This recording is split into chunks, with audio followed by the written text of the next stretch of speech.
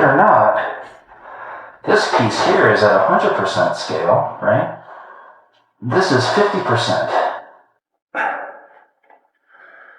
Okay, well guys, at some time during this video, I'm probably going to switch over to a scout helmet because this helmet is already completely fogged up and I can't tell what's going on.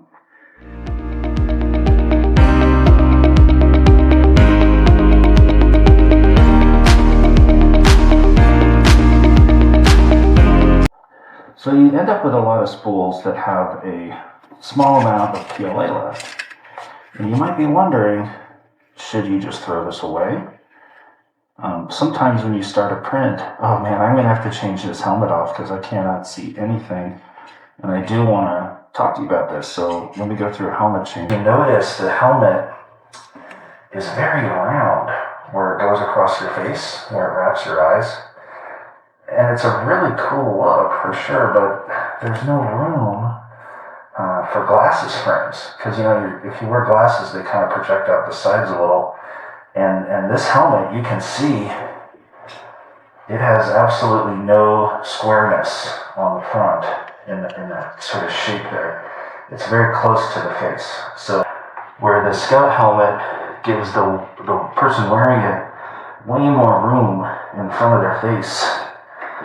And also, you can open it up and take breaks and let the lens, and you can wipe the lens off and stuff. So, Scout helmet is just amazing.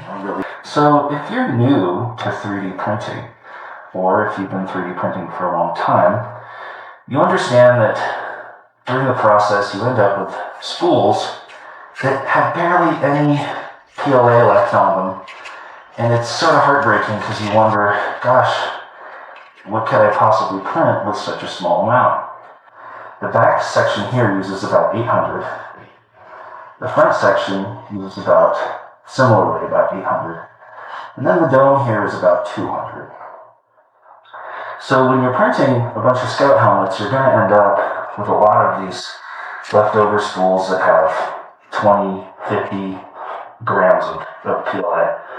Now, everybody does something different. Make them smaller.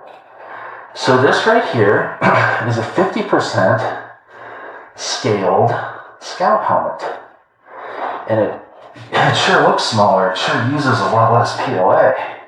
But believe it or not, this piece here is at 100% scale, right? This is 50%. This dome piece up here only uses like 15 grams. This back piece here uses about 40 grams. So if I have a spool that has like 50 grams left on it, I can print this back piece. So over time, I just kept printing all these parts. Every time I had a leftover spool, I would print the face piece or the dome or the back, depending on how much was on the spool. And so now I've got several of these really cute 50% scale Scout Troopers. And these are great as gifts, just using up, leftover spools of PLA. But this is also a way of visualizing your print much faster and with very low risk. You can make an even smaller version, okay? So these guys are half the size of this guy. So this is a really fun way to just use up your leftover PLA, is by doing a bunch of miniature versions of the main things that you're making. Well, that's probably enough about my fascination with making miniature scout helmets. I'm sure I'm going off the deep end with that one. Like 60 grams left. You can do small armor pieces. So, for example, here's a Boba Fett hand armor. You could say Mandalorian hand armor piece. This barely uses any PLA. You have to put it in the printer so it doesn't have a lot of supports. As long as there's not a ton of supports holding it, depending on how you orient the part, then you're not going to use much PLA. So here's a Boba Fett knee, and I think I might have switched. This could even be two really short spools. And since the print doesn't even take that long, this print only takes about 2.5 hours. It's not that hard to babysit the printer. You just keep an eye on it, do something else, and you can see when it's getting low and just easily switch it out. I'm a lot less nervous about switching out filament in the middle of a print on a small print, because another piece of armor that I've made with leftover spools are the Boba Fett foot caps, the boot caps. These go over the toe section of whatever type of shoe you're using for your Boba Fett cosplay. These only use like 30 grams. Going into a more practical mindset and think about not making anything extra. If all I'm going to make is a Boba Fett helmet, how do I use my PLA in the most efficient manner possible? Well, let me tell you. A helmet like this is going to probably take 2 spools of PLA. Now, later in another video, what we're going to do is we're going to assemble this Boba Fett helmet. I'm going to show you how to sand it and glue it, show you the kind of glues I use. So stick around for that. But for now, we're just going to talk about all the pieces, how much PLA they use, and how to kind of organize your workflow depending on how you print and how your prints are set up and how you slice your prints. You're going to have more or less PLA usage. But I did want to provide just a basic concept of, how much PLA is it going to take and how am I going to sort of manage the spools so that I don't end up with a lot of leftover spools. This uses like 850. So then I get left over a spool that has about 150 grams. And guess what?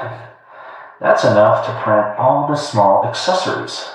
You need 1 spool to pretty much do this part, and then you need another spool to do your 500 to 600 gram dome, and then with your 400 grams that are left over, you have plenty to make these other detailed pieces, which are very important. These are the antenna and side pieces, like his ears and his communication links and his targeting system. There's even one thing that's really small. If you just have a tiny amount of PLA, these are fun to do. I love Five Nights at Freddy's. So one of the things I do, and I just have a little bit of PLA, is I print Five Nights at Freddy badges. And then I'll glue a badge pin on the back. This one glows in the dark. So that's also something that I like to do.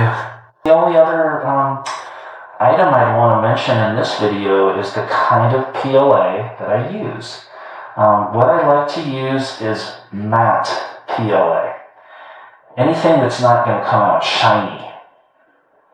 Like I said, I only use white PLA, so all the different colors of PLA that are available are kind of useless to me. But if I'm just thinking about white PLA, I'm going to look for something that is not shiny, something that is matte. And I really have found this could change at any time because I know companies change it. They change their formulas. I've used Polymaker for a long time. I kind of went back and forth between Elegoo and Polymaker. Honestly, both of those PLAs are not the cheapest.